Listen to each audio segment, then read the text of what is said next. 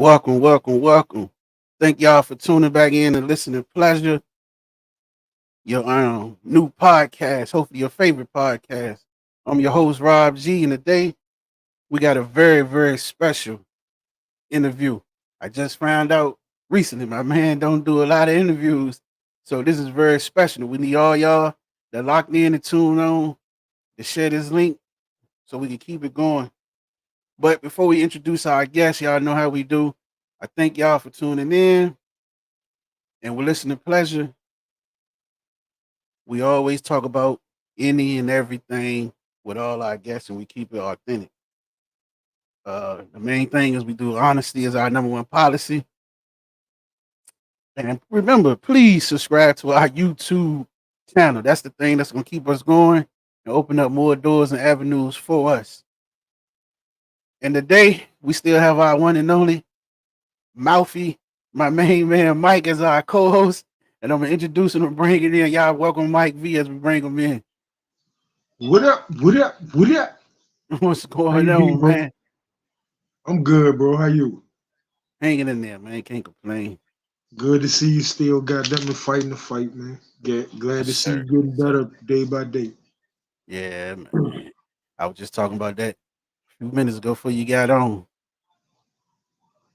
Yeah, man. Yeah, this a good one though. Yeah, I'm excited about this one. Anytime we talking about, Yeah, yeah, two of my favorite subjects, football and kids. yeah. You can't go wrong. Once again, if you're tuning in, please remember to share this link so we can get it out. But we ain't gonna hold y'all no longer. I know a lot of y'all out here want to see it and know who we got on today. For those that don't know, we got a guy I met. I'm gonna say at least about I don't know, at least again 7 years, 6 years. We met him doing some football conversation, and we met, as they always say at the Diamond Group. Ever since we met, we've been family. And one thing I like about this brother, he like me. He don't bite his tongue. He ain't gonna sugarcoat it. He gonna get it to you how it is, and it's gonna be all respect. It's up to you how you take it. So with that, I always respect that. Even when I met Don first for a couple of years, and I see his main man on Mr. Larry. I met Larry, and it's always been the same, cool, whatever it is. We don't have no problems. Hey, if they come down hard on you, that's something that they already let you know that's your fault. So without that being a whole lot of talk, I'm gonna bring in the main man, the myth, the legend, Mr. Donnell Diamond, aka Britt. What's good? What's good, man? What's good? What the What's people at, going man? on? Welcome. Yo, first of all, man, thanks, man. I appreciate y'all guys having me on, man. Rob, man, hey, just know everybody's still praying for you, my brother. And I'm just happy to be here, man, talking to you today, man. God makes no mistakes. And so I'm excited, man. Let's get it going, baby. Yes, sir. Yes, sir. I'm excited, like you say, man. I'm happy for all the prayers. I watched all the events as much as I could. I seen all the, and like I say, man, I texted you and told you I appreciate you because I remember when I had the COVID and I was in ICU. You was one of the first ones, and you asked. You was like, I know some people private. You mind? I just want everybody to know to be praying for you, and you shared it. The same thing when I got in the accident. When I was waking up, I was in and out for a couple of days, and I remember seeing it, and I was just like, that's what make sure everybody know you good. Yeah. Now, and I remember hitting you was like, man, I don't know how bad I am, but I'd be ready for the for the event. He was like, Yeah. and don't worry about that event, man. Just heal up. Like, I was Yeah. talking crazy. No way in the world. Yeah, this guy think he going to hop out the ICU and come coach a youth Yeah, football event. man. What's wrong with him, Mike? Hey, what's wrong with him, man? Tell him no, What's he can't what's do that, crazy? man. What's crazy is that's our bond. Like we grew up in church together, but like our bond is football. Like anybody who know me know like I love football on the same level as anything I love a lot. And like that girly family brought me into the fold. Like I was a basketball dude first. And like Mhm. they whole for like just cause I was their friend, I had to play football. No other And way. it turned into a passion that like man, I'm so passionate. Like I'm 46 years old, still playing flag football. Know what I'm saying? Like I, that's our bond right there. So I can definitely understand it because I know that's where his mind gonna go. Mhm. That's all we know, man. Yeah, so we're gonna let Mr. Don introduce himself to tell y'all about before I go into questioning the different things. Let the people know, Mr. Don, about the different businesses and avenues you have your hands in outside of just everybody know you from the All American games and the maybe the uniform company, but if there's anything else you'd like to speak on, just mention your businesses. I mean, like you said, I own Diamond Sports Group. I own a screen printing and embroidery company called Stitch It. Of course, I own D1 Savage Uniforms, which is my baby. And I just invest in a lot of people. You know what I'm saying? In a lot of different situations. All around the country. I think the biggest thing. I don't necessarily have anything that I want to say that's totally my business, but I invest in a lot of people because when I was coming up, that was one of the hardest things. I couldn't get anybody to believe in my dream of Diamond Sports Group. A lot of people laughed at me.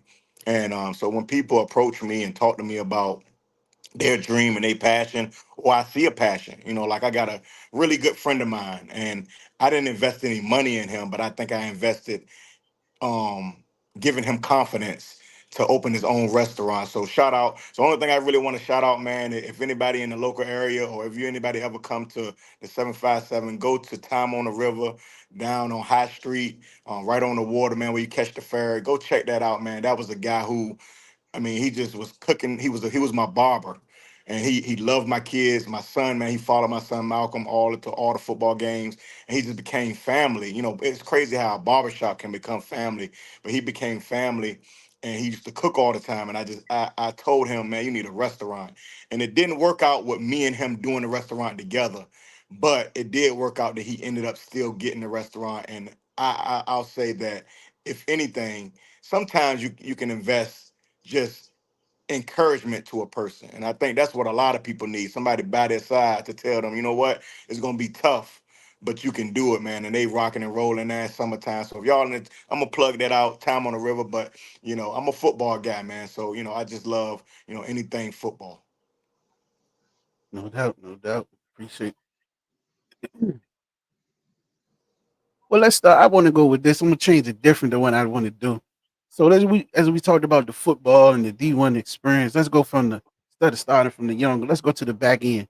How how does it feel? See, I've been coaching for I don't know how many years. I ain't gonna get on here and lie, but I know some of the guys now. I don't have nobody that I coach that's in the NFL yet, but a lot of them are in college. The babies I started from 5, most of them in college or whatever. So how does it feel make you feel when you see some of these guys that came through your program and they're getting these top notch D1 offers, D2, D3, whatever. Any school is great, full ride paid for. And they're going to these schools and they putting on shows. Like I remember the kid from Diamond when we was young that did the Super Bowl, the introduction. And Yeah, I remember him through Diamond. So and I was yeah. just like, as you sit back and you think, man, you done touched a lot of lives over the country. Like when you look back and just think over and you see these kids popping up and you may be watching TV on Saturday or Sunday by now, and you just be like, oh, I remember him when he was like, how does that make you feel? And some of the kids you remember that's going on. I mean, it really it makes you feel good because when we started off, when I started off, it was really only three major All American games. And when Mm-hmm. I started, and we had the kids, and when we found the kids, a lot of people said, "Man, the kids playing that game ain't good. Those kids can't play football." Though, now I was just talking to Larry Kennedy. Now the flip side of it now is when you come to a diamond, if you make it to a diamond game and you make it to East versus West, all the other games, that's about 1,000 games. And everybody looks for a kid that played in Diamond Sports Group. But it makes me feel good when you look out there and you look on your timeline. Of course, I done touched so many families by now, and you only get 5,000 friends, but you do have the followers. But so the people that I do continue to see, and we try to keep in touch with it as much as we can, it's crazy the amount of talent that when you saw them as babies, little third and fourth graders, and now they're going D1, it make you sit back and say, what we did was not in vain. What I believed when I went to, because Diamond started from me just wanting to do a combine and going, and I was in Mm-hmm. New Hampshire. And, I was like, man, the only difference between these kids And the kid I seen, because I used to work for another company, the kids I seen scouting and stuff for that company was they didn't get a chance to be seen on a national level. And I came back home. I said, man, I'm about to start something national and it's going to be big one day. And people laughed at me and all that. And now you sit back and say, okay, now the talent, man, I wish you could have saw, and hopefully you looked at it a little bit on the online, but the talent that we had in Virginia Beach this year, I can't wait to see those kids because remember, the kids that are getting the scholarships now were the kids that people said were not good. So I think we proved them wrong, right? And Right. that's a great feeling.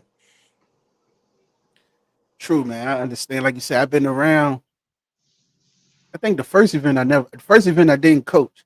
First event I was just there watching, and I've been coaching since then. But like you say, you hear the people that don't know from just like when you go to any regular youth game. Oh, Right. they don't know how to scout talent. They stacking this team, but they won't. And I love the way when you always come back and you correct whether they say it or not. Like all the kids are for me, so why would I stack a team? And then you like I heard you said I think it was this last event or event before. Like if I was stacking a team, my son been playing and he won and He, whatever. Like he, he been he one losing. and three, bro. He Yeah, 1 and 3. and You know what I'm took a saying? tough L with us. Right. You know what I'm saying? So, you know what I mean? I don't, who wants to sit and watch a game that is lopsided? We don't want to see that, man. We have long days. You think about 2 days of football that we on our feet. Nobody wants to be there watching a boring football game. We want to watch an entertaining game, and I could care less who wins. That's the biggest thing for me. Like, so we try to make sure that we construct the team as even as possible on paper. Now, what decides it is some kids rise to the top when the lights go on.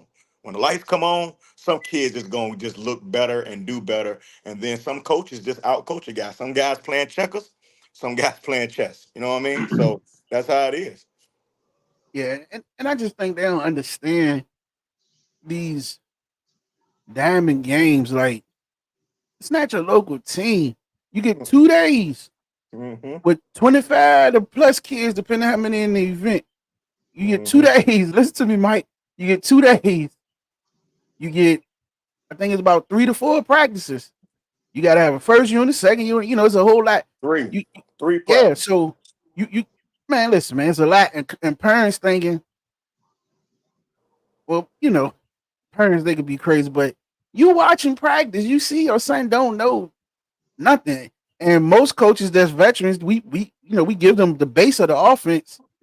Me personally with my staff, we're gonna bring defense in last. We offense is gonna get there, and the parents always, they ain't doing no defense, they gonna get crushed. That don't be our issue. It be the offense, bro. It's hard to get everybody on page on offense with the timing and everything else, depending on what you run. We ain't coming to no all-star game and just gonna pound the ball and not attempt to throw it and run Tebow. Tebow ain't in my playbook, so you know what I mean. I ain't knocking it, but hey, wasting paper drawing that shit up, putting it in the playbook. You know what I mean? Yeah. So uh yeah, I just think like I ref on a local level. I done seen quite a few the U games, and I think one of the hardest parts for the kids is to just go out and play because of the parents. Like from yeah, what I see, like the the the parents put something like your son can't never miss a pass, or can't nobody never guard him, or that got to be pass interference, or the referee's cheating them, or the quarterback ain't throwing the ball right, or like parents have unrealistic expectations for their kids in normal games. So I can only imagine what y'all go through in a situation like that. What might, they the problem is right now they think that third or fourth grader is going to the NFL. That's mhm, their meal ticket out of whatever whether they Uh, poverty or not, and they really need to focus on the next level. If they're a third and fourth grader, we looking at are they going to be a good middle school football player? That's how we are at Down. We construct our looking and maturation of the kid and production and how they flow through our program if they stay the entire time. And then if they're in a middle school, we trying to predict if they're going to be a starter on JV or they gonna play varsity in the ninth grade. And if they're in the eighth grade and they playing that eighth grade East versus West, we're predicting that that kid gonna be a Division I football player, barring one number one thing that a lot of the parents need to take. The same way they want to make sure that they catch all those passes, they need to make sure that they get them grades in the classroom, because that's the number one Ooh, thing that's gonna kill them. You know what I'm I, saying? My son, my both of my sons were great football players and excellent in the classroom. But my son that's at Norfolk State now, never had an A, never had less than an A except one time, and it was still in the IB class in high school. You have to do that from youth on, right now, my baby boy, same thing. Like, they know that without the grades, you can just gonna be, hey, one of the top whatever until you get to high school, and then they fade away. Think about all the youth football players, man. Really, y'all really sit and think back or think now to all the great youth football players that you're seeing every week. What happens to them in high school? You don't hear about them. Either the streets get them or the grades get them. You know what facts, I'm saying? Facts. So facts. that's why I like what you said, Mike. You about the mentoring and getting the kids. And people say, man, you so busy, bro? Why would you go coach middle school football? Because in Portsmouth, Virginia, and if you don't know about Portsmouth, Virginia, Google it. Where they from? In the seventh and eighth grade, those are the kids who carrying the guns. Those are the kids that are the shooters in our city. You know what I'm saying? And I want to be a part of trying to change some of those kids' outlooks. So when I pull up in whatever I pull up in, they like, man, nah, you ain't got to sell drugs to do this. You know what I'm saying? I'm a Facts. 21-year Army veteran. You know what I'm saying? That started my own company that have produced multiple companies after that, and now bringing my own sons, friends. I have, you know what I'm saying? Like, the people and the people that I'm around are positive people. You know what I'm saying? You We grew up. You know what I'm you saying? I grew read up in my Portsmouth, mind. but we You grew read my up mind. and we're My grown men, and we got to let these kids see that they can still get all the stuff that all the drug dealers, all the whatever the scammers, whatever they doing, they can still get that by hard work, dedication, and keeping God first. let You know what me I'm saying? let me let me piggyback that with my question right quick, Rob, Go ahead. because I was trying to get to that and you jumped ahead of me. But I want you to explain to the people how football, how your passion for football has led to your success in life. Because a lot of them think that if I don't go to the NFL, that I can't be a successful human because they got Mm, the pressure of so many people on their back saying you got to get money for us. And they don't understand that it's really about yourself and being able to take care of yourself and your passion for football. And like you said, your grades can lead you to a free education that can take you wherever you want to. And you can be around football your whole life if you want to. It might not be playing football, but you can still be like ingrained in the game of football. And I involved wanted somehow. you to explain how your passion for football led to the businesses and all. Well, I mean, football is a microcosm of life. You heard it all the time. And the way I look at it is, football prepares you for a lot of things that you're going to encounter in life. You know what I'm saying? Heartache, winning, losing, you know what I'm saying? Strategizing, stuff like that. But it's a lot of jobs that's still centered around football. You think about the HBCU summit and stuff that be down in Louisiana when they have the black college uh, kids come down there and play in the tournament and get scouted by the NFL guys. They have one of the largest job fairs. You're talking about the Orange Blossom Classic, stuff like that, where you can go and you can see all of these companies that come in and it's centered around football, but they're willing to hire our African American kids to work in at Riddell, to work at Nike, to work at the Chargers, to work at the Raiders. These are still jobs you can do that are centered around football because football is going to be the avenue. Just use football to get what you needed for the rest of your life. Because ultimately, no matter how good you are, football gonna go away, bro. One day Right? football is gonna go away. You're not gonna play 20 years in the league. You're not gonna be Tom Brady and guys like that. That's not going to be the norm. So you need to do something and figure out something that you're gonna be able to do life after football, right? And so for me, my passion was really started with just my son. Right, my son was going to camps and I was enjoying. I became a scout. Then I worked for FBU All American Games. I ran the international games. A lot of people don't know I worked for those companies.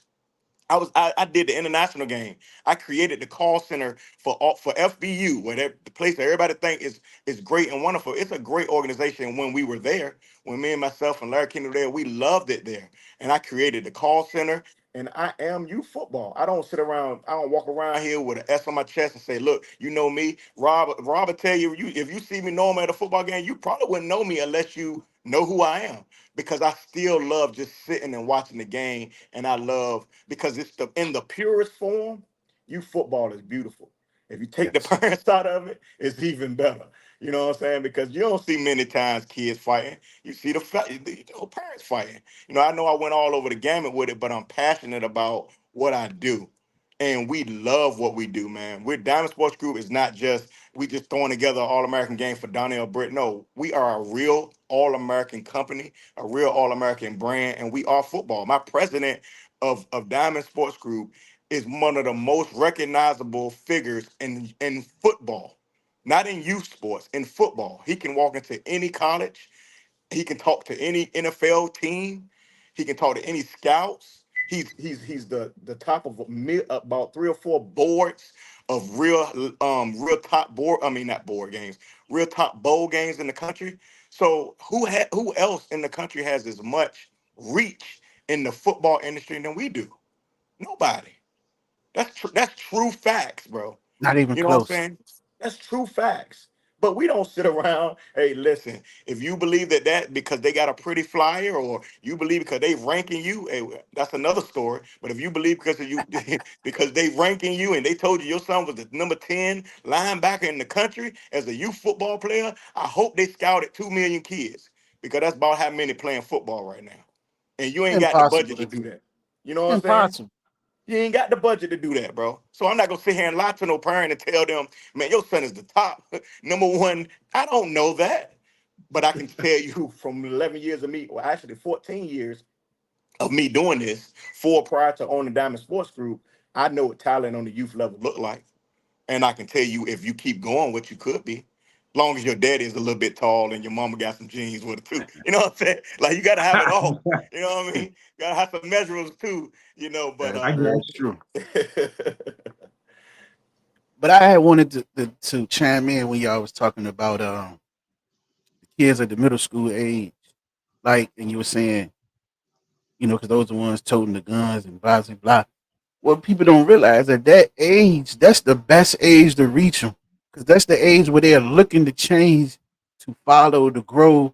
So it's more people got to get involved in that age instead of, if you look around here. I remember when we first started in Newport News City, back when it was just the Boys Club and Doors Miller and all those, before it became 700,000 youth organizations on the peninsula. From 6 years old to about 10, the games would be flooded, maybe 9.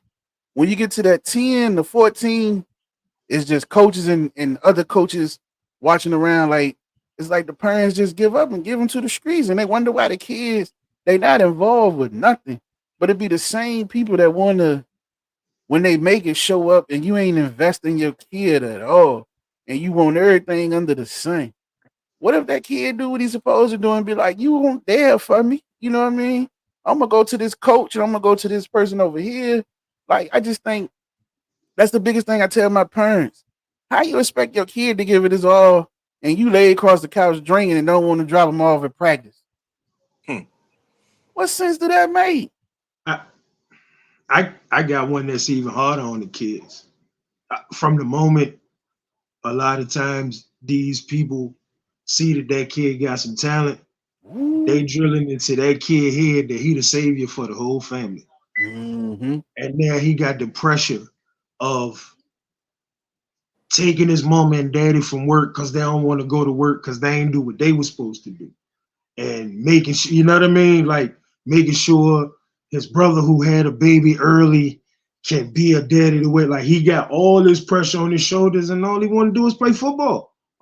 Instead Mhm. of telling that kid to be the best football player he can be, it's all about, you always got to show out. And at some point, like when I was at Ferrum, I saw so many dudes, like, they parent dropped them off at school for practice in August.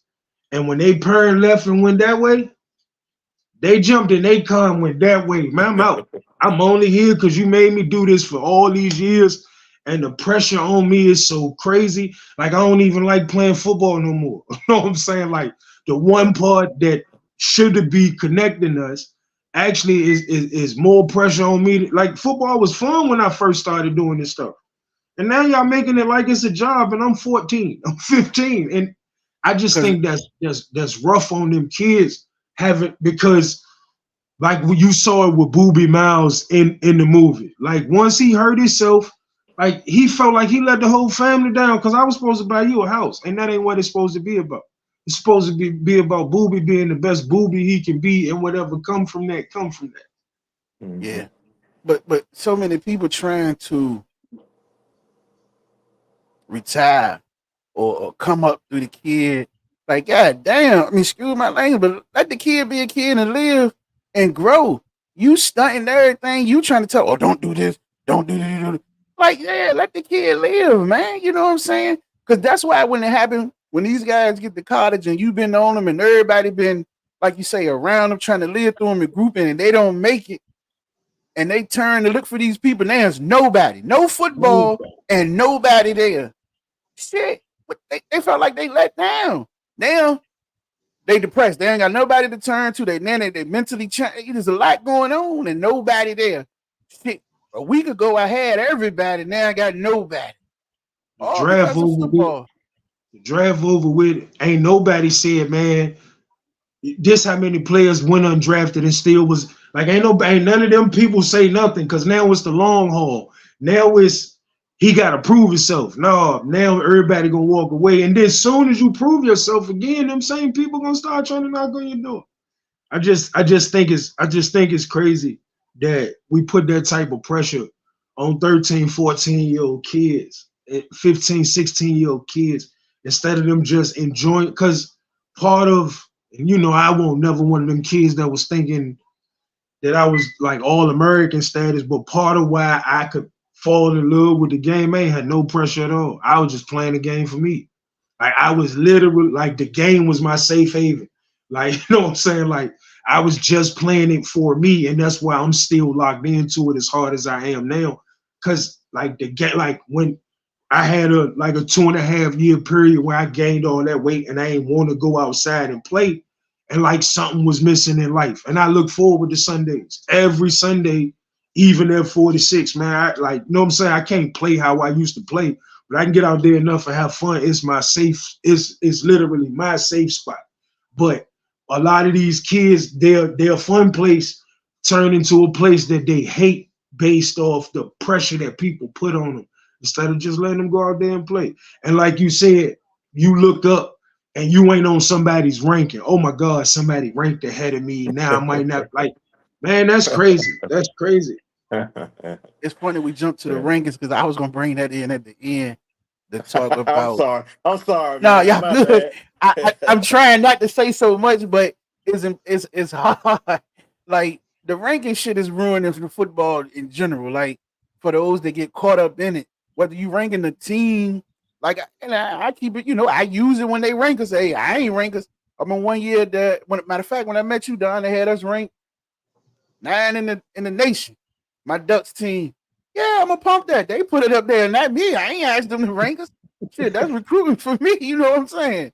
So I'm gonna pump it. But you have teams that you beat and mad because you ranked in the nation and they ain't ranked in the state. Like, bro, I ain't make the list. And two, why you mad? We beat you. You shouldn't even be complaining.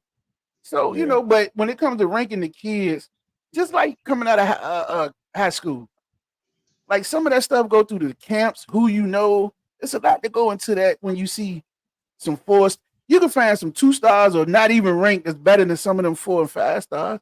They just haven't been seen and been through the right things. Don't mean you're not a player. Like I love when the NFL show them people that's in the league dominating. Oh, they was a 2 star rank coming out of high school. They won't rank whatever. Hey man, the story is not over. Keep working.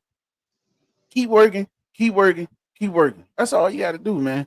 We're gonna take some of these questions from these comments from the people watching.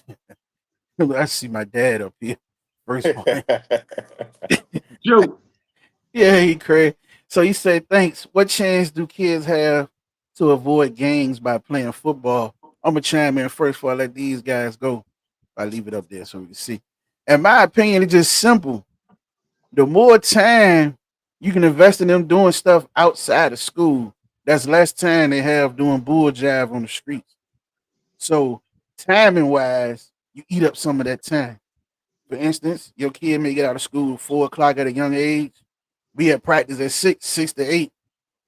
By the time they get home 8:39, they hungry. You as a parent, or in that household structure, you should have somebody there to ready to feed them. They should be doing homework if they ain't done homework. And by that time, it's 10 o'clock. I mean, most kids should be ready to wind down, going to bed, playing the video game or something. If you letting your child run back out in the streets and do whatever at that time, but the thing is just keeping them busy and occupied because now, like we said earlier, at that age, this age group we talking about, they are looking for something to get their hands on and something to do. They fidgety, they want something to do. You as a parent, if you ain't there, the brother ain't there, they ain't got no sports. Guess who always there? Them guys on the corner. So guess who they always see and they always gonna find? Them guys on the corner. This is my opinion. I ain't gonna talk a lot about it. Y'all go ahead. You Uh, know, go ahead, bro. my bad, real quick. I honestly, for me, I think if you can get them convinced to loving the game, whatever it is, or loving something, like that become their game.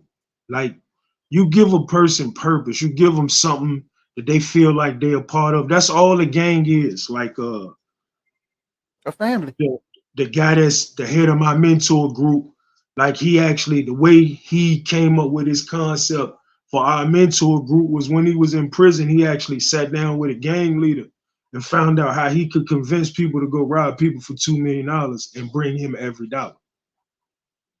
He sat down with a gang leader, like, what is that? Like, most of them just looking for something to latch on to. And once the gang leaders see that, they gonna give them something to latch on to. You just got to give your kids something to latch on to that's positive. Because, like you said, at that age, that's all they looking for. Something to love me the way I'm trying to love it. And whatever that is, they gonna take it and they gonna run with it. So you just got to find something positive to give them. Yeah, I'm a come from another way. You know what I'm saying? I think we need to get the village back, right? And so that coach, he's just a small part of that kid's life, but he's an important part, but he's a part of the village that should continue to nurture that kid. So we only gonna have him for a certain amount of time every day. So of course we can't stop him from doing what he gonna do when he get back on the block. But that's what the rest of the village got to come into. The guys that's on the block got to tell him, nah, look, young fella, I seen you play the other day. You need to go back in the crib. That used to happen back in the day. That used Fact. to, you know what I'm saying? That I used to tell, I used to be in the streets. Let me be a 100. I used to be out there. Ain't no way, you know what I'm saying? I ever would have thought to tell a kid that's getting off the school bus to come hang with us. Nah, you need to go in the house or you need to go get on your bike. But gone are the days of kids playing outside. They play more inside. So, but we got to bring the village back, man. So my part of it is I'm gonna be the part of the village that I still believe it should be. If I need to pick a kid up, if I need to drop them off, but like you said, and like that person is probably thinking, we can't be with them once we drop them off and wherever they stay at.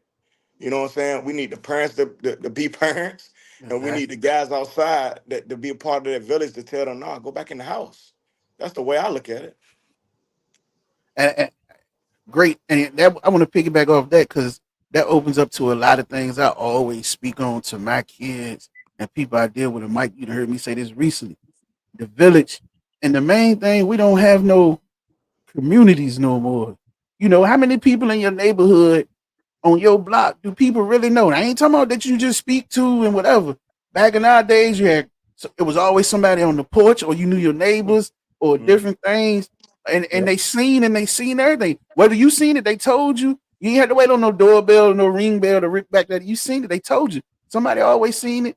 It was either Miss Johnson, Miss somebody. Boy, don't be doing that. Don't be around them. Don't we don't have none of that no more. That plays a big part in a lot of things too. Now kids go up and down any block, nobody say nothing, nobody do nothing, and they have zero respect for adults at a certain age when parents don't allow it. And like you said, I see it in school practice. You could tell a parent, yeah, he was disrespecting the kid. Then when I got into it, he started calling me bees and he swung up on me. Yeah, but you shouldn't have put your hand on my child. God damn, I mean, excuse me, we done skipped over everything he done did. Ryan told he done swole up and swung on me. I supposed to grab him. I ain't tight. I ain't, but so when the parents, we got to get back to parenting too. That's the main thing. So I could talk on and on about that type of stuff. We're Yeah, gonna go Yeah, down to yeah, this is that's a a comment. that's a Mr. touchy Bentley point. says, CEO, great man, Don Britt. My son looks up to him. That's appreciate that's it, man. That's Hammer Dad, ain't it? Yeah, yeah, Hammer Yeah. Bentley, man. Hammer Bentley gonna be part of. I didn't talk about, man. We got a national team, man, that we gonna put together, man, and just go around the country at the end of the year, and definitely we're looking forward to having Big Hammer on our team, man. The Savage Longhorn Tackle Team, 12U. So I'm excited about that. I used to think small and I wanted a youth organization. I know you probably heard me say it a million times, Rob. I want my own youth organization. And you know what? Mhm. God said, you thinking too small. You can have your whole youth organization, but make it national. Make it a national team. And that's what we're gonna do, man. We're coming together with some great guys. Mr. Lavender out there in West Virginia, man. The West Virginia people, I love my people out Mhm. there. We're gonna all come together, man, and form this team. And we talking about three levels, man. But we getting a lot of people that want us to have some more levels. So we're gonna continue to talk. And we look forward to just having this as one of those premier teams that kids play in. After the season, they don't got to. Nobody don't have to worry about us taking your kid. Cause once the season over, you know what I'm saying? I know people worried about that. They ain't got to worry about that, man. We ain't trying to My take your real. kid. Cause that's what people worry about when I said I was gonna have a youth organization. So I ain't gonna do that. I ain't gonna take your kid for my youth organization. But we're gonna go national with them, man. We just want some of the top kids, to travel around and have fun with them, man. That's all. Yeah, that's gonna be great. We got Matt Mac. He say Don Britt has opened up a door for my son that I'm forever grateful for. Again, thanks from Agent Zero. Yeah. Let me let me say this right quick. I said What? it when we had the police guys on. Mhm. Let me say this to you. You are the real, like y'all the real heroes. Like y'all the people in the community that these kids can touch. That they can see that like you ain't gotta be a rapper. Like you ain't gotta be like the myth of what being successful is set by the media. Like y'all showing that like it's just a hoax. And like you can really be a successful person. You don't have to go to print, like you can do it the right way and you will reap your benefits. Like, and like I said, y'all, they can touch y'all. Like you're not like a character, so to speak. Like you a real person that kids can walk in a grocery store, they corner store, and they can see you and talk to you. You know what I mean? And I think like we need to start in our community, black people. Like I ain't gotta say our community. I think black people need to start celebrating y'all way more than we do. I know you say you don't do a lot of interviews, but I would be honored on my podcast when I start in August. I plan on having a real regular hero day once a week, and I would be honored to interview you one time for that because I need kids to understand that it ain't millionaire or bust. You can Mhm. make $80,000 a year and live a real good life. Facts. His camera went out, but he probably still can hear. Yeah, But yeah, yeah, yeah. man. So, like you said, man, it's a lot of things that people don't, as you mentioned, don't recognize or get recognized for that should.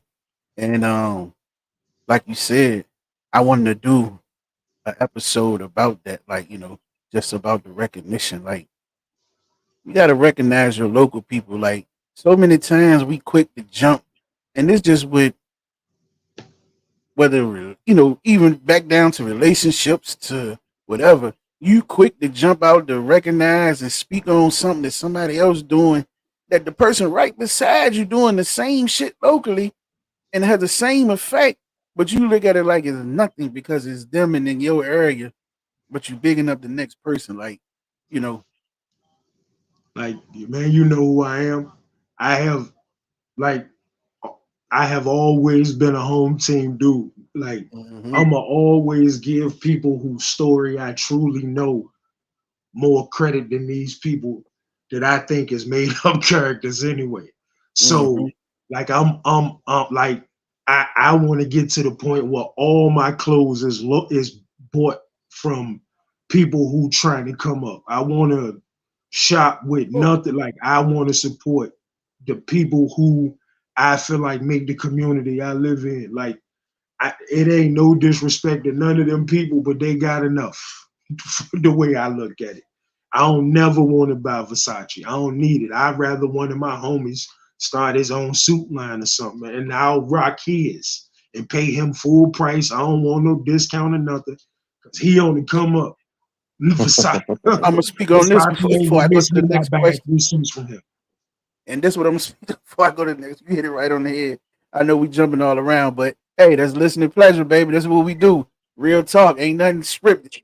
So listen, for everybody that's listening, when you supporting your friend, treat them the same way you treat Macy's and everything else. When he's selling this outfit for a certain price, don't hit him and be like, "Yeah, give me the homeboy hookup." And da-da-da. That ain't supporting. You don't go into Macy's with that. You don't call them asking for the homeboy hookup. Foot Locker gonna send you right out the door.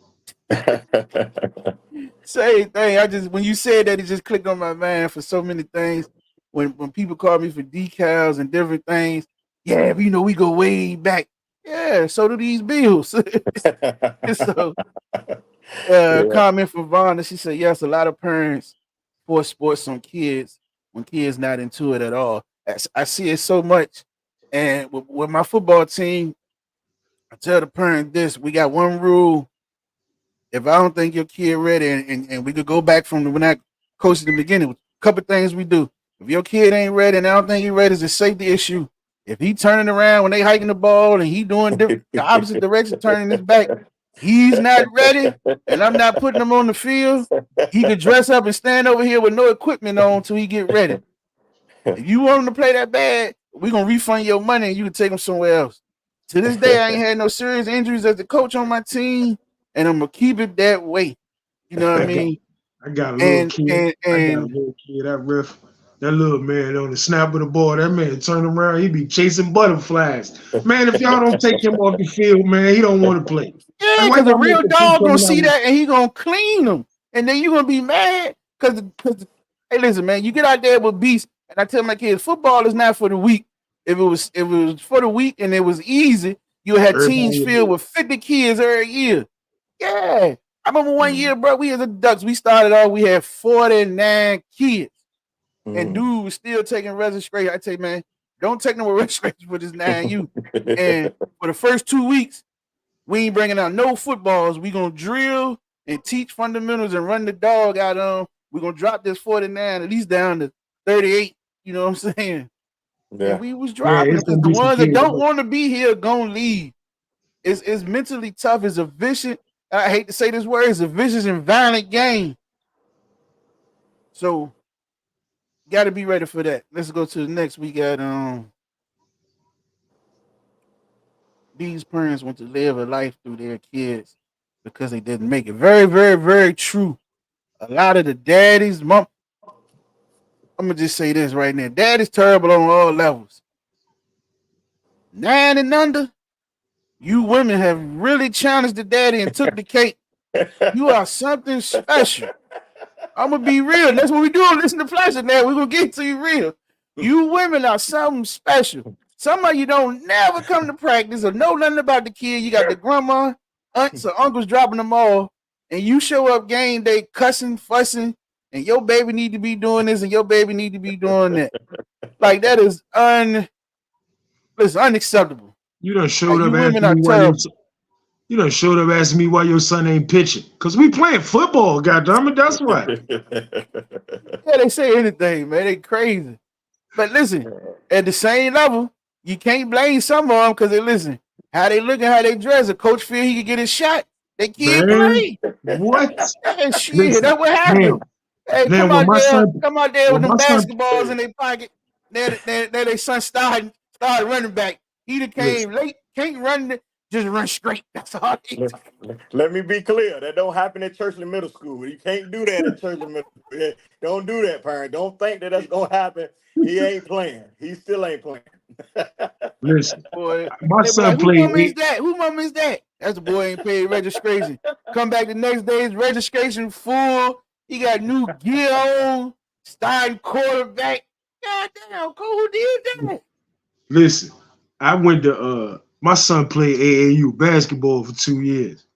Man, half them coaches just out there to holler at baby mamas, man. Yes. Like them niggas come dressed like they going to the alley. Like it, they don't have no plays they call. Like it's just some kids out there hooping like they in the gym by themselves, and coach looking in the stands, and he got on all his gold chains and three different kinds of colognes. Like Jesus Christ, you sure you a coach? Hey, listen, Or man, but you got to shit, realize when it come to just like the police force and different things, anything, when I drove motorcycles, that's just something that track chicks.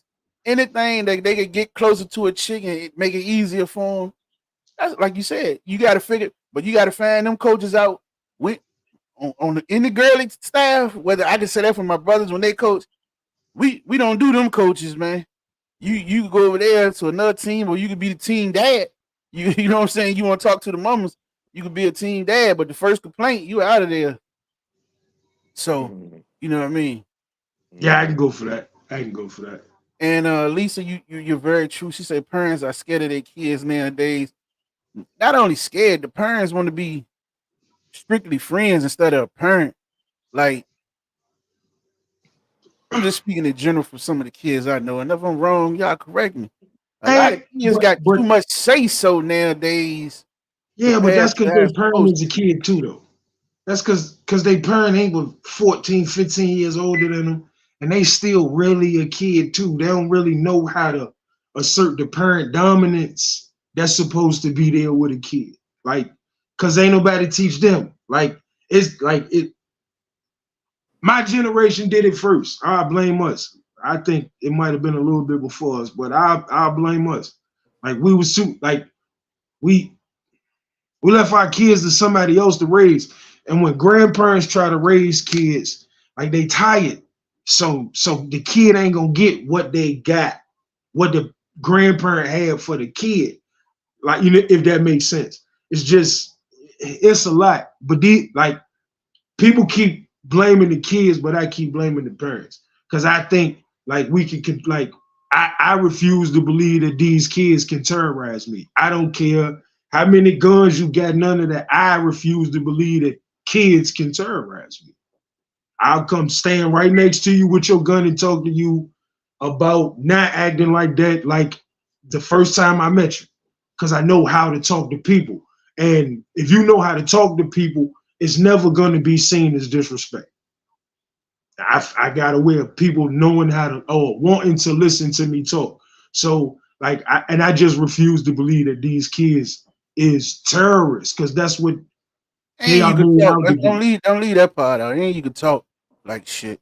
You ain't gonna stop. Whether they Oh, listening or no, not, facts. No, facts. Facts, facts, you gonna facts. keep going. Don, you got something you want to say to that? No, I mean, no, not really. I mean, again, I have to take it back to the village part. We do have some younger.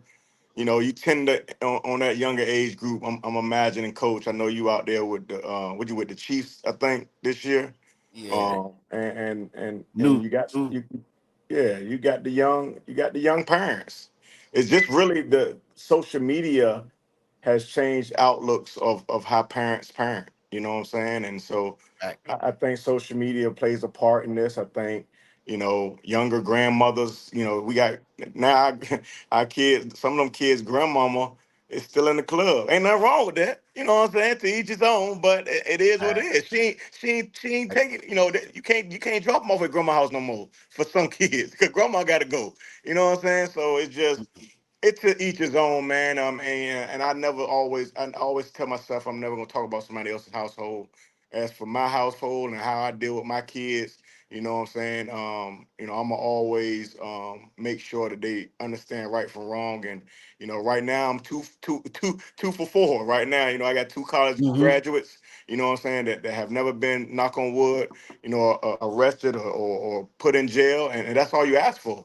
I never wanted. I mean, of course, I would love to see one of my kids in the NFL, but I really, focused on them getting a degree so that they can get a good job after college. That was my main focus. You know what I'm saying? And I was going to support them however they needed me to support them. And I think if everybody does that, just support your child, support your nephew, because it might be the uncle got to do it. It might be the aunt got to do it. It might be the older brother got to do it. Like my son is 24, but his baby brother is 10 years old.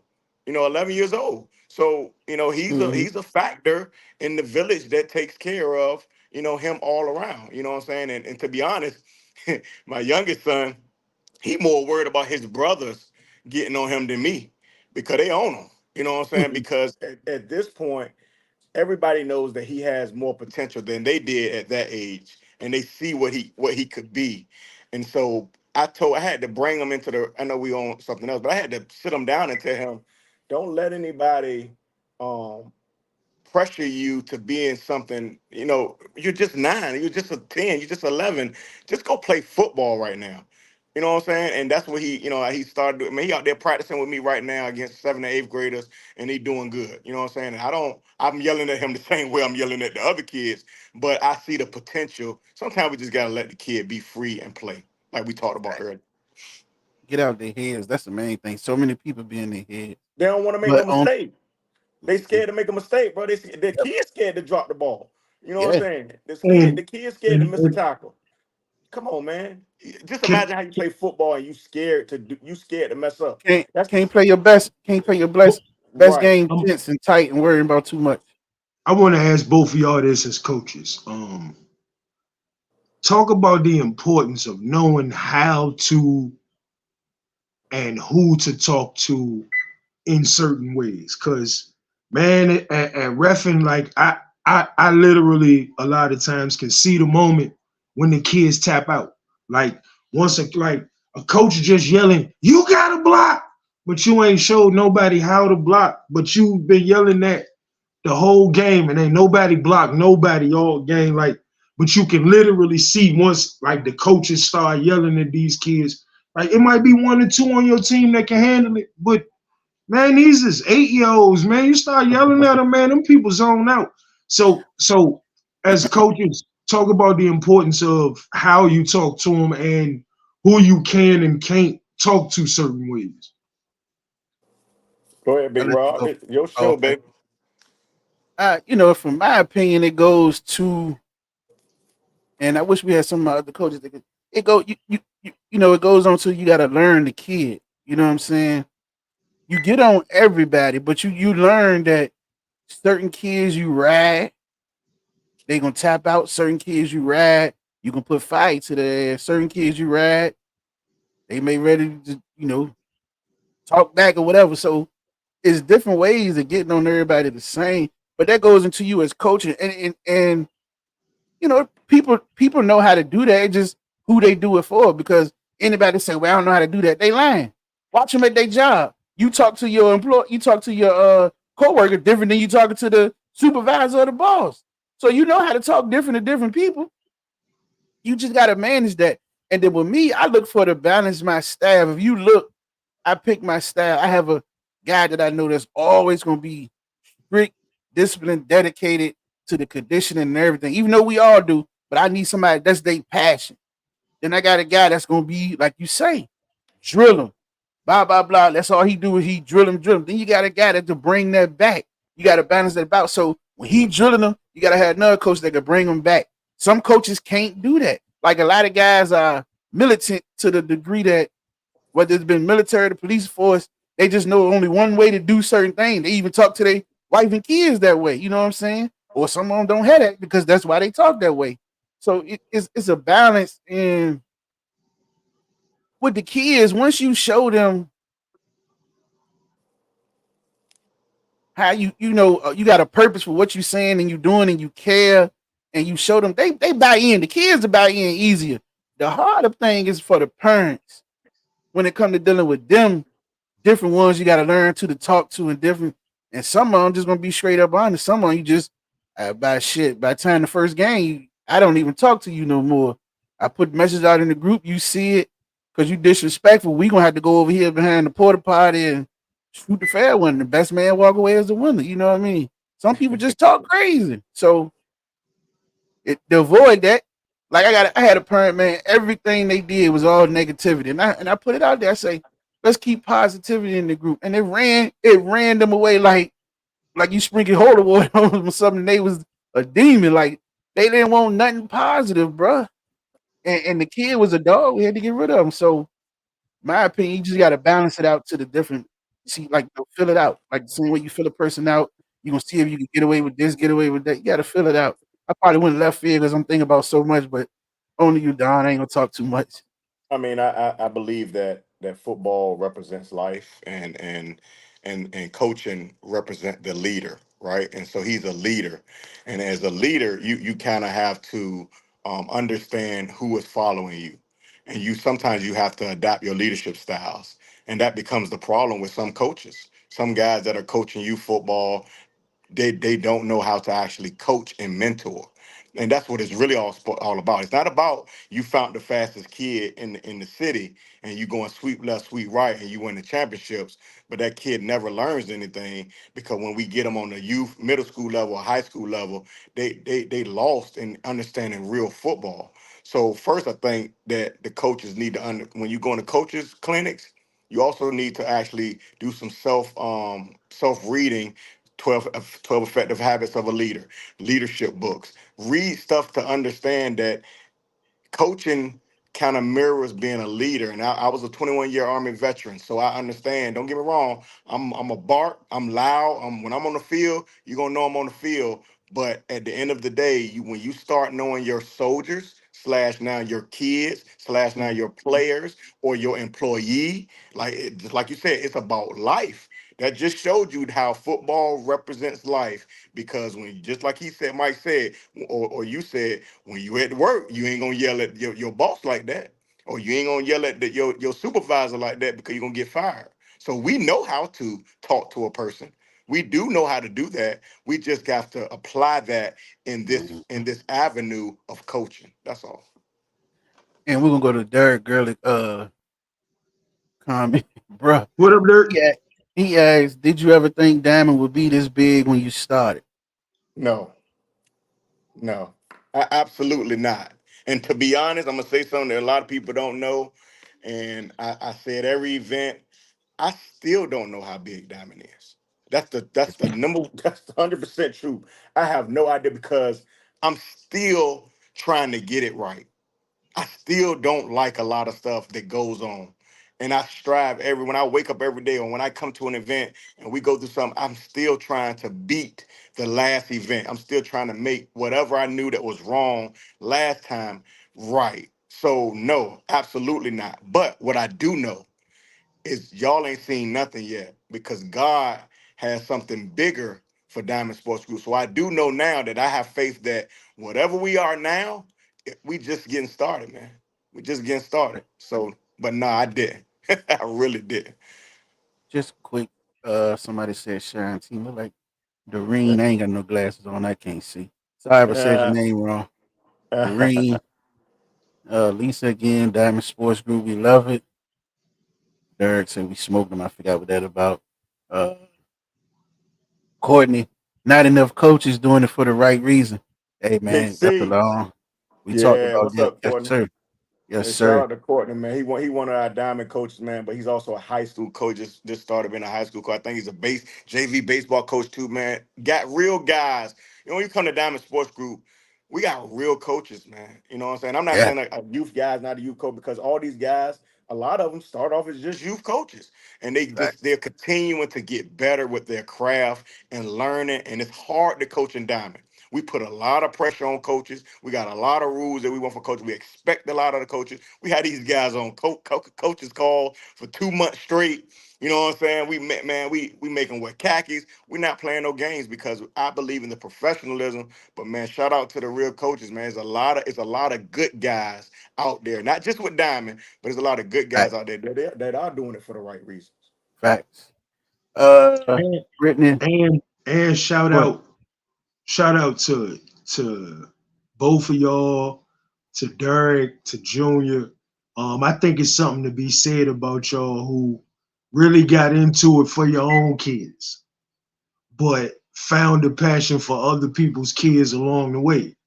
Like I believe that as a father, uncle, like trying to put your kid in the best position you possibly can, like by not letting people who you know ain't as serious about it as you taint your kid. I think that's something special. And I think it's also something special that now that your kid not doing it no more, your nephew's not doing it no more, that you still have a passion for helping these kids along the way.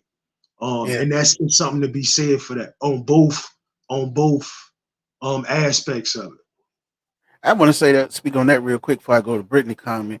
Well, they say the apple don't fall far from the tree, and just thinking back, as more people start saying it, as you go back, and my dad for most of the reason, it just go back to how we was raised. Like my dad did everything in the community. Like, and for those that don't know, I'm gonna say this again. Sorry, mom, but I love you too.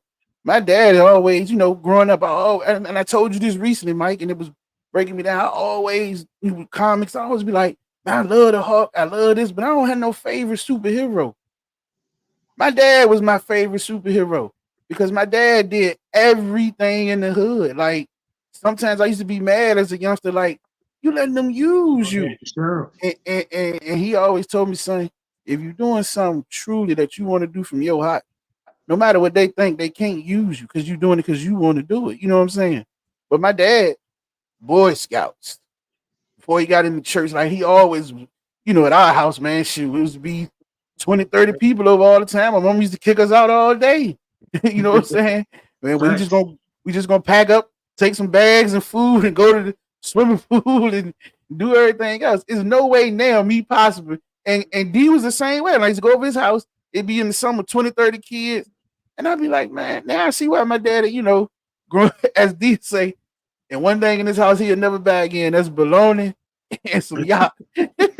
In the summer, that's all we Yo, had to eat. My daddy yo, say, hey, take yo, this hey, $10, but, go but, down there and get that bologna and ham cut up hey, real man, hey, thin, man, and don't finish y'all with your cook nothing else in bologna my house. every day. But I get it, man. 20, 30 kids in there, they'll eat you out of the house quick. But I'm off subject. I'm gonna go back to Miss Brittany. She said, hey, Coach Rob, we're still praying for you. Pitbull said hello. He's watching too. Don Britt has a great organization, and we're truly grateful to be a part of the Diamond family. See, that's what I mean by the Diamond family. Thanks, Brittany and Pitbull. I appreciate it. I need all them prayers. I know I sugarcoated a lot of things, but I'm gonna say it like this. And if my brother and anybody else was on from day one to day 5 or day 7, they didn't think I was gonna make it. I went to court today, and the police officer said it again today. He just looked at me and smiled. Said, "Brother, I'm glad you're here." Like when I got to the scene, there was no way when I supposed to come to the hospital to write up this police report, I was expecting you to be there, So all the prayers, I really do appreciate them. And I wanted to get out there so bad, but I couldn't do it. I was with both lungs, ribs, head bleeding, and back, and I ain't had no energy. I couldn't function, but I watched and did the best I could, and I knew y'all knew I was watching. And as far as the diamond thing, yeah, we family. And Don, I don't know if you want to say something about that, Miss Brittany on here. No, shout out to Brittany and definitely her son Pitbull. But yeah, that is one of the number one things I try to stress because in life is about relationships, right? And so if we can come to a diamond event and I can meet somebody from California and I moved to California or I'm on vacation to California and I throw that diamond up and I let them know, that I'm in the area, man. It's amazing how many of these families go hang out with each other. They go do their cookouts together. And that's somebody that can help you in the future. The more people that you got that can be on your side, the better you are in life. So yeah, we are family, man. We're gonna always take care of ours. You know what I'm saying? We're gonna do whatever we can to help anybody recruiting wise, but I'm just talking about life wise. That's right. Forget the football part. I'm talking about in life. How can we help you get a job? How can I write a recommendation for your son, for college or for high school, or what can we do? Can I hire your kid? Can I give him some hours of community service? What can we do to help better and be a part? Again, I got to go back to it. Be a part of your village. So we are a big family, and I'm gonna always believe that. And family fight, family fuss, family That's right. argue. But you know what I'm saying? At the end of the day, we all love each other, man. And so sometimes you don't see family members for a few years. Then when you see them again at an event, hey, it's all The love. love's Man, I ain't still seen there. you in a long time. I still love you. You know what I'm saying? I always tell people, you may never come back to Diamond again. But when you come back and when I see you again, it's still love. It's still gonna be love, man. It's no hard feelings. You know what I'm saying? Because it's life, man. It's a lot of people, it's a lot of things that we do. But number one thing is we try to stress family. We got a comment, a question. I don't know what it is. I ain't ready yet. But this from your main man, Mr. Showtime, my main man, Larry, Mr. Kennedy. Hey, I know you on here. We coming for you next too. I need you to sit down. Hey, it's gonna be a good show because I know you love to talk, baby. So I'm ready for you. Yeah, I couldn't have him on the Larry show, man. say, He would have overtook it. No, I'm just playing. I'm just playing. Larry say, how do you apply your military experience to Diamond Sports Group, coaching and develop players, watching them go from boys to men? Yeah, I mean, my military. I think a lot of people see it when they first come to an event, right? You see the organization, my staff. They saw it back in the day when I first started, because I used to have them up at 4 o'clock in the morning, and they wasn't going to sleep and going to hang out with nobody till about 12 or 1 o'clock in the morning. I kind of have, I done calmed down on that part of it, but man, we stress time management. I make them read books. We have conference calls.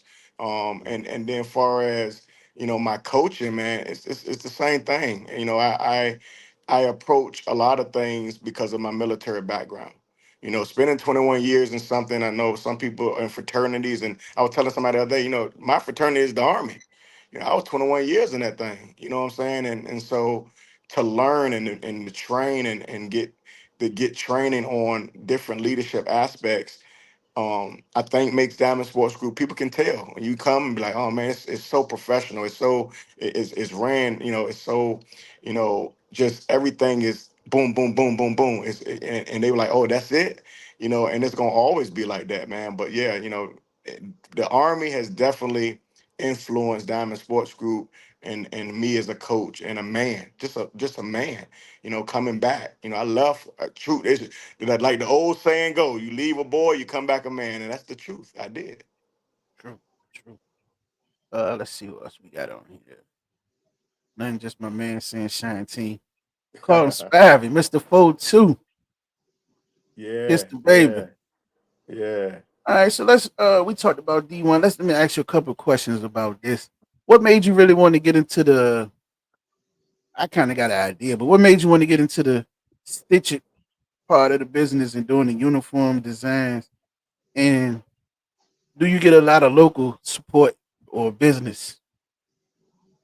Um, I mean, at the end of the day, I'm a businessman, so I wanted to cut the middleman out, and ultimately, I started the business for one reason, and it just grew on me. And I started to enjoy screen printing and bro, look at me, a man, grown man, and I'm in there, embroidering polo shirts. You know what I'm saying? Mm-hmm. I started to just enjoy it, and creating avenues and jobs. What other gratification in life that you can help another man take care of his family by creating jobs for the community?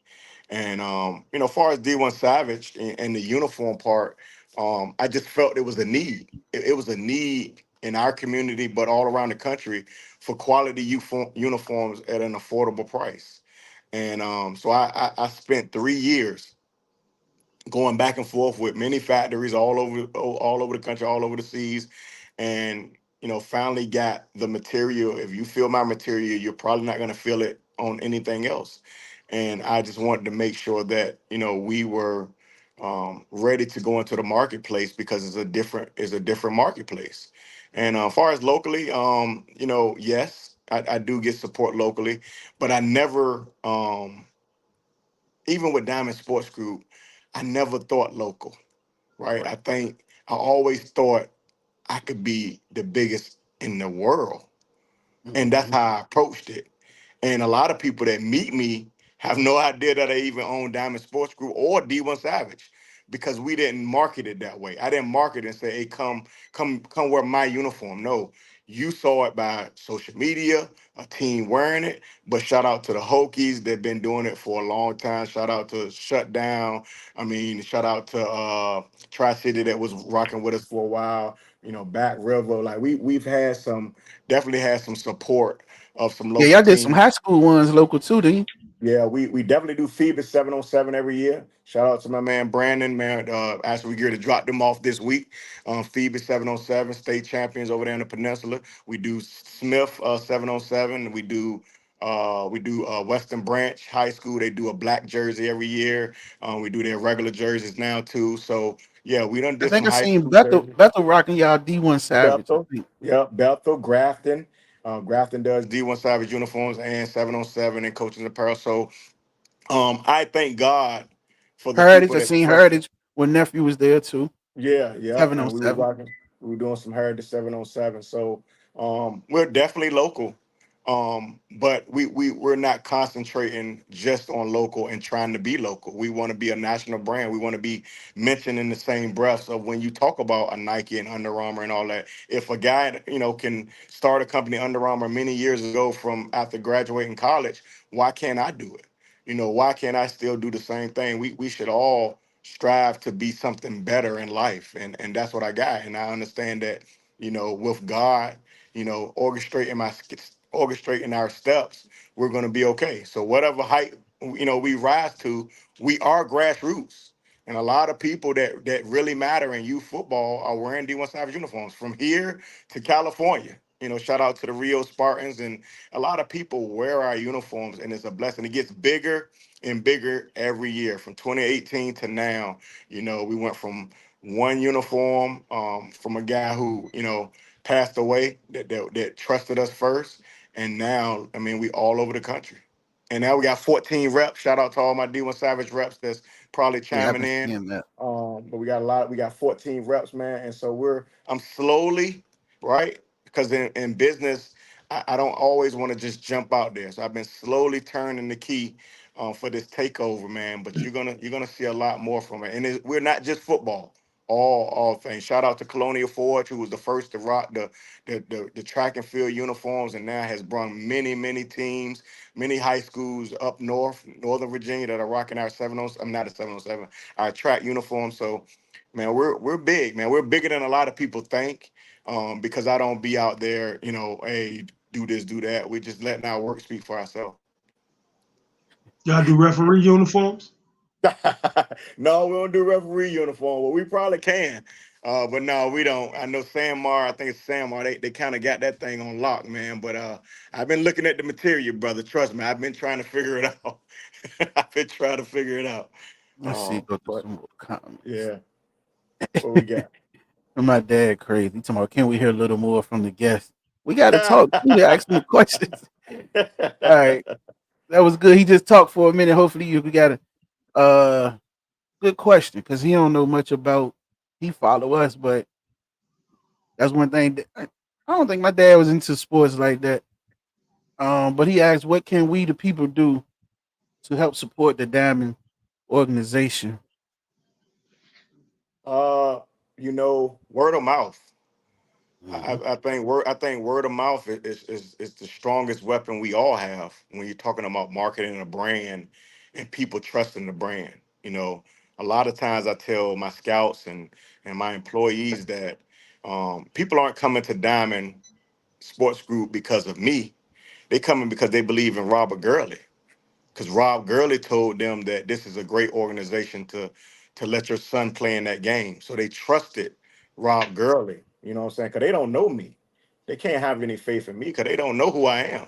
You know, we got a bunch of videos and stuff out there now that kind of can prove what we're saying, but ultimately, it's that coach. You know, it's that guy. It's Mr. Gurley. You know, it's y'all saying, hey, you know, when y'all see a flyer, if you see a flyer, it costs you nothing to share that flyer. It costs you zero to share a flyer that you might see.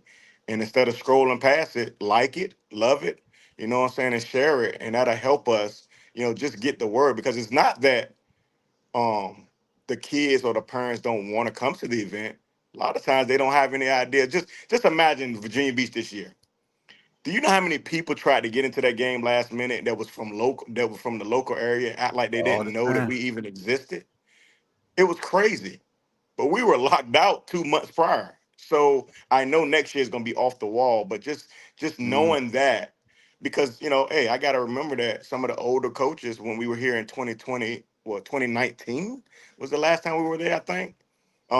Those guys are some of those guys are coaching high school, or some of those guys are not coaching at all. So it's a whole new crop of youth coaches locally, and we just if you see a flyer, if you know a kid that can play, let us know. You know what I'm saying? Hit a coach up, hit Rob Gurley up, hit me up. We are so approachable, like Mike said.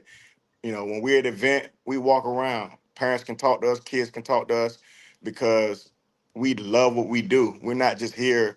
It's a business, of course. We've never shied away from it is a for-profit business. We've never shied away from that. But we work hard at what we do, to make sure that the experience is what is worth what you pay for. So yeah. facts. Facts. Go ahead, Mike. I know you had something you wanted to say. I seen it on your face. Nah, I'm good. Okay. Read through some of these comments. Spivey say how you can't yell. I mean, yelling without. Let me go back. There was one more before that. This thing moving slow. Oh, there you go. You say yelling without teaching is pointless. Then you say, by the way, I yell and cuss, but instructions matter. Hey, we all bring it out, man. You have to know your personnel. That's very true, Courtney. Yeah, psychology 101. You say, you can't coach if you can't teach. Teaching's supposed to be the first thing to coach. So I don't see how people just get out there and just. I can't stand. Excuse me, but everybody got their own way. I hate to see guys day one just go straight out and just start running plays. You know what I'm saying? Like you got a team full of kids that never played, and you getting mad at them because they don't know nothing about this play you calling trips left, such, fake this, fake this. Yeah, they don't know none of that, coach. What happened to teaching them the basics and building up to that? Here it is, we in February, and you installing a whole new playbook with a new team never played, and you mad. Like, I call it. I say everybody trying to be the goddamn Andy Reid of 6 year olds. hmm, Like like you trying to prove that you the best coach to ever coach. 6 year old. Like you really trying to design a triple reverse with 6 year olds, bro. That's how I know you don't know football. That's how I know you don't know football. Stop blaming them kids because you don't know what you doing. yeah, I That totally like it understand. it like it baffled me. And like normally when we doing the kids, I'm the ref on the field, like in the middle of everything. And so you see like, man, how both guards pull and they going opposite ways. Hey, listen, my first year coaching, the dude never took the line in practice or none of that. The line never went to a huddle, never knew none of the plays. And listen, it was crazy. It blew my mind. If you watching, bro, it's all love. I ain't, disrespect, but we just talking facts. The dude, he came in and he took the quarterback with 2, 3 running backs and the wide receiver, whoever, all the skill guys, they huddled up and they went through the offense. While he was doing all that, the line just stood right there for 20, 30 minutes, ain't involved with nothing. And then you come out running plays. And that just made me think, like, when I started off, like, man, like we said earlier, some of the guys that was in there, they were stuck in their ways. I don't know what age group, or what Earl, the 60s, 70s, 50s, or whatever they was doing that. But That ain't working in the 90s and this was Man, 2000s. Because this was when DJ and them was like 6. So I'm just like, man, we can't win no games doing that, bro. We got one of the best lines, but they don't know nothing. and then you The tell them to thing come back to the then line. was, block the man in front of you. You, and then he come to the line of scrimmage and go, I got him. Oh my God, you know how easy it is to play defense against that?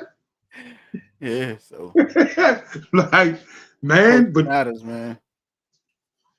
It's absolutely. That's one of the hardest parts about it is that not managers. coaching really do matter. It like coaching matter when they adults. So you know coaching gotta matter. He like they don't have a concept of how intricate an actual one play is.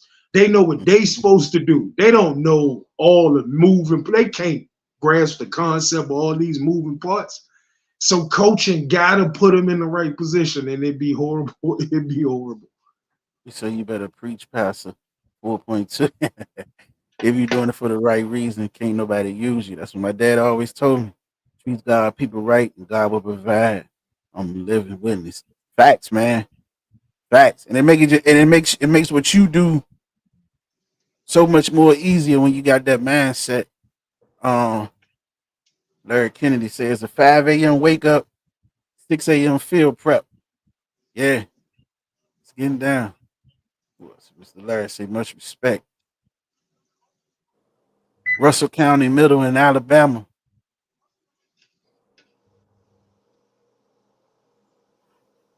Here go my dad again. He said, "What point is we listen? We about to wrap it up because I know Don a busy man. And we've been on here for a while." He said, "What point is the guests can give us on? Let me put it on it. The guests can give us on what they're looking for with the villages. If you want to entertain that, Don." He said the Yeah, I guests, so you mean, don't want to hear us talk. I did. No, we heard everybody talk. I mean, again, first, I always believe, and this is just me, right? The village starts at home. You can't have a village if you don't have the village leader, and that's the person at home. But it, it- as parents, I think we need to have a little tough skin to know that Mr. John down the road or Mr. Gurley down the road is gonna tell my son that he don't need to be walking down that street. He need to go home. I think whatever your street is and whatever your community is, y'all need to come together and take back your street. And if we take that one street at a time and know, like you said, the guys earlier, know who our neighbors are.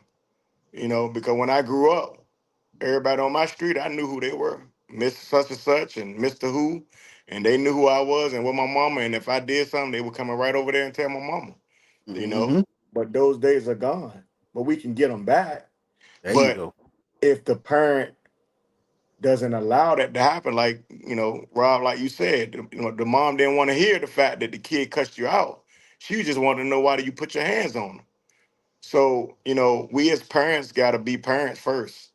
The village can't happen unless the parent is going to allow parenting to happen, and then parents going to have and understand that when they walk out that door, that if you do something wrong, somebody else is going to correct them. We gotta have understanding that our child and our children can be corrected by another adult. And once we can understand that, I think that helps the village come back. And Facts. until that day, we're gonna continue to have this battle between right and wrong and running streets and whatever, kids carrying guns and all. I mean, it just depends on where you're from. But I'm looking at the places where we know that the kids are out there in the streets doing the wrong things more often than not. You know what I'm saying? So again, we can all. I'm gonna be a part of the village. I'm a part of it. Everybody that's Mm-hmm. listening right now or has tuned in, have along on this podcast, if everybody says, you know what, I'm gonna go ahead and be a part of somebody's village. You know what I'm saying? Take a kid, that has a bad home life, and maybe try to be a part of it. Help mentor him. Go be a part of some mentor groups. You know what I'm saying? Because there's some great men out here doing mentorships, and they need your help. Sometimes they need your donations because it takes a lot to they trying to be the village, but we're not helping them guys. So it's a lot of ways that we can do it, man. And a lot of it, I talked about money, but a lot of it don't have to be money. Your time, volunteering your time with these kids out there. And football is one way, but think about this, and I'll stop after that. We're with these kids from, and as football is all year round, I get it. But truthfully, you're with that kid from whatever football season start August, and you're done around about October, unless you're going to nationals or something like that. What does the kid do then? You don't know him for 6 or 7 more months. You know what I'm saying? You don't see him. You don't go ask the teacher what his grades look like. It costs you nothing to go up to that school and volunteer your time at that school and ask that teacher what you can do to help make sure that little Johnny stop acting crazy in class. You know what I'm saying? Or have some kind of standards for your youth team.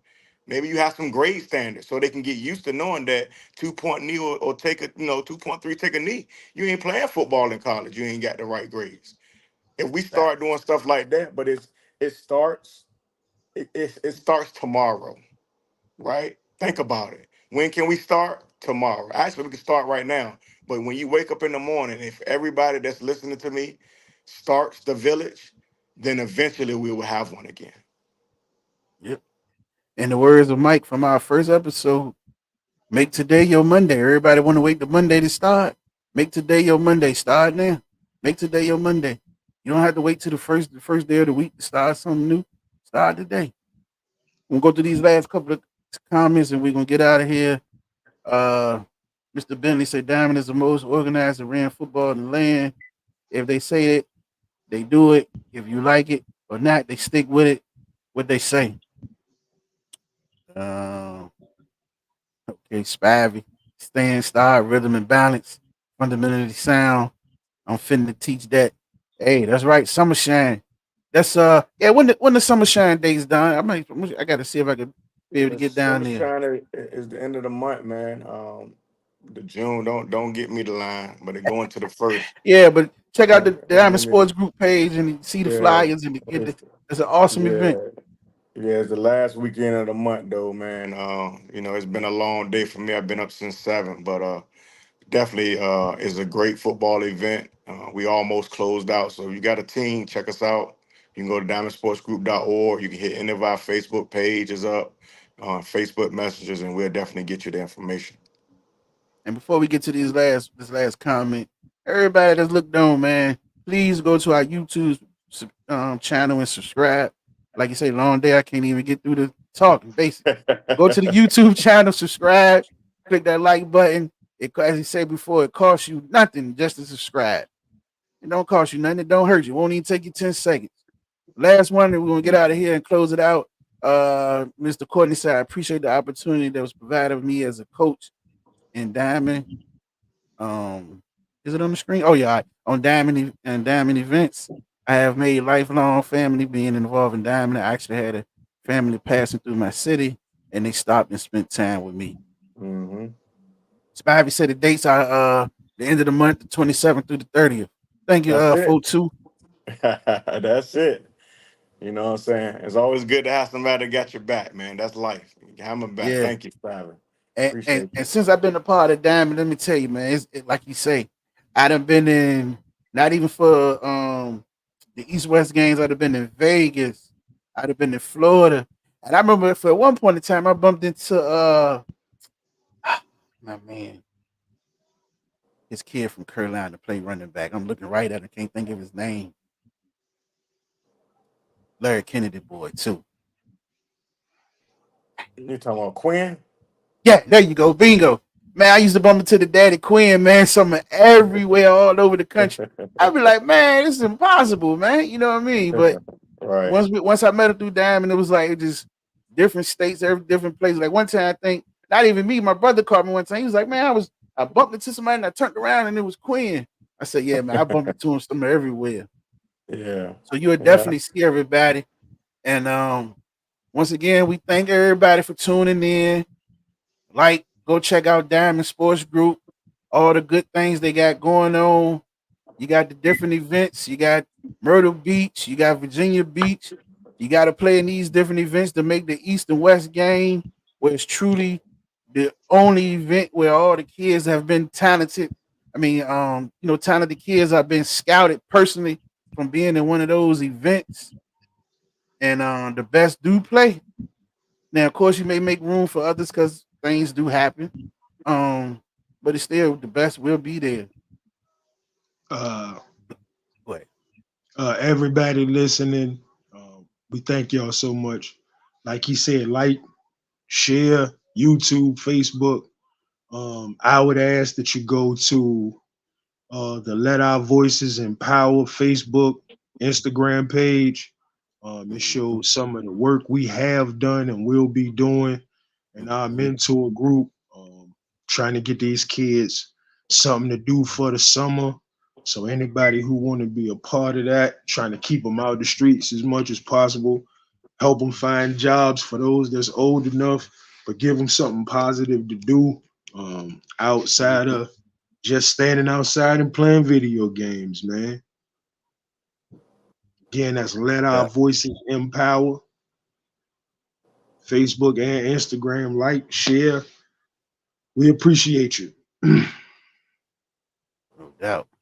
Um, as we always say on listening pleasure, let me go back and take this comment off the screen. Thank everybody for tuning in, especially the D1 family that came through and showed up. We appreciate you guys for tuning in. And with that being said, you have anything want you say for Mr. Don before we let you go, man? Once again, I truly appreciate you. We done had you on here for a long time. I know you don't do interviews, but listen, I thank you and appreciate you, man. And I thank you and Mike for allowing me to come on tonight, man, and on y'all platform, man. And God bless y'all, man. I'll be praying for increase for both of you men, and I definitely be praying for your health. And just all glory to God, man. Y'all take care, man. Thanks to all the Diamond family that chimed in tonight, man. I know we've been up here an hour and a half, so I appreciate y'all for rocking with me. Much love. All right, and we're gonna end it like this with my saying I always say. Anybody ever seen the movie Blow? I don't know, it just stuck in my head and I run with it every night. May the wind always be at your back and the sun always upon your face. And may the wings of destiny carry you aloft to dance with the stars. Until next time, keep listening. With pleasure, of course. We thank you. Two fingers, peace out.